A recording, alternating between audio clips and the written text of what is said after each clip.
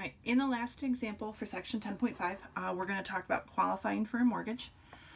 So to determine the maximum monthly payment a purchaser can make, banks use the following. They calculate the adjusted monthly income.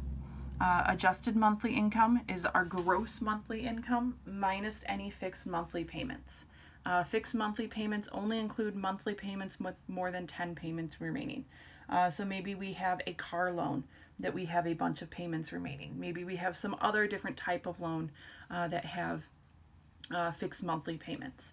So monthly payments, more than 10 payments remaining, those are going to be subtracted from the gross monthly income. After we find the adjusted monthly income, we're going to multiply that result by 28%. That is the maximum monthly payment the lending institution believes the purchaser can afford. That maximum includes principal, interest, tax, and insurance. So there's a few different things that we're going to have to look at here. Okay. All right.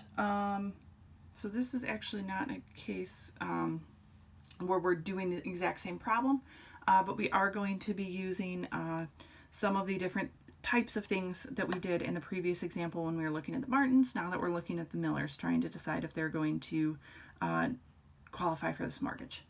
So our first step, determine the Miller's monthly principal and interest payment. Right? So like we did when we were finding the Martins monthly payment, we're going to make a list of everything we know. So P is our principal. Right? They are applying for a 20-year, $275,000 mortgage. So we have $275,000. Right? Our interest rate, 9%, 0.09. Time is 20 years. And N, we're still thinking monthly payments, so it's still going to be 12. Both this example and the last example, just one thing to mention is the interest rates are pretty high. So as you're going through and you're working through these problems, again, all of the information that we're looking at, not just the amount of the principal, but the interest rate, the time, all of those things definitely do factor into play. So again, when it comes to thinking about this, using real life examples, you're definitely going to just want to make sure that you're paying attention to all of these numbers. And even slight differences in interest rates and things like that can make a big difference in how things work out. All right, so our formula, M equals P times R over N divided by, in parentheses, 1 minus another set of parentheses, 1 plus R over N to the negative NT. So we're going to plug these numbers in here.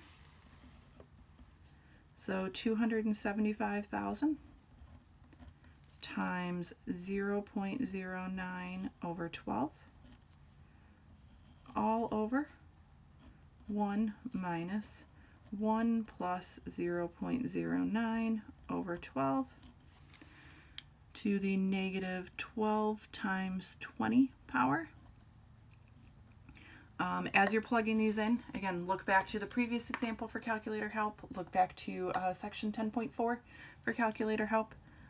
We're going to get $2,474.25 for the monthly principal and interest payment. Right, so we used our M formula to find our installment, right? Our installment formula to find our monthly principal and interest formula. Right. Determine 28% of the Miller's adjusted monthly income. Right, so our adjusted monthly income is going to be the gross monthly income minus any fixed monthly payments.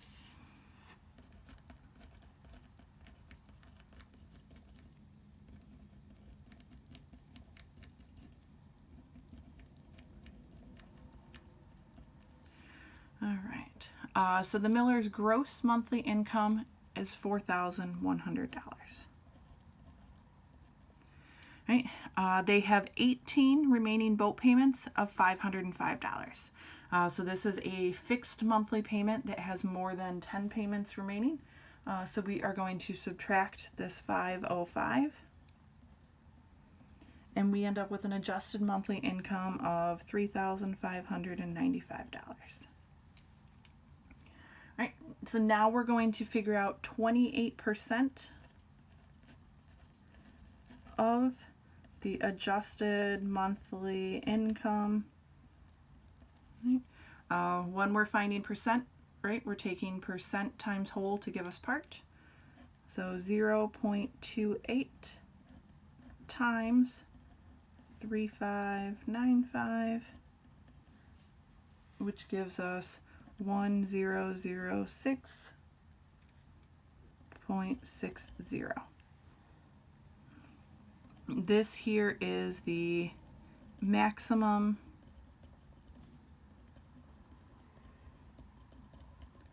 the Millers will qualify for.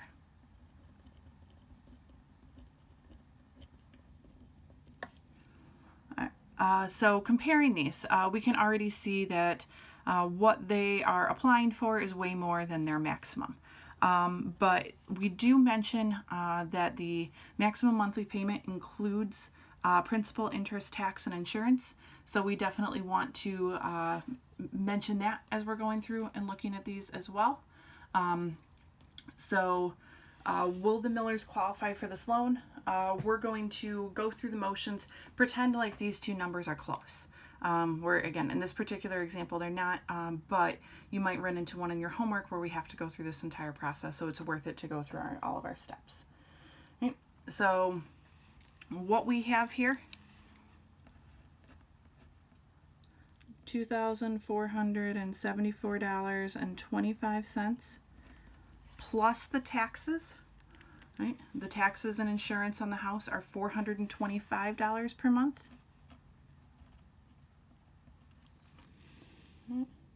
Is going to be 2899.25. Right? So here we have the principal and interest payment. Here we have the taxes and insurance. Right? So we need to make sure we figure out the total of all of this. Right? So our principal and interest and our taxes and insurance gives us $2,899.25. Right? This is more than the maximum allowed, right, by quite a bit. So the Millers do not qualify for this loan. Right. So if you're asked about qualifying for a mortgage, we need to think about the monthly principal and interest payment. We need to think about 28% of the adjusted monthly income. When we're comparing our adjusted monthly income, remember we don't want to just consider our principal and interest payment. We also want to consider taxes and insurance. Right? And what we have here has to be more than this number here in order to qualify. Again, in this case, it's not even close. In a couple in your homework, it is a little bit closer, so just pay careful attention as you're answering the final question for these types of problems.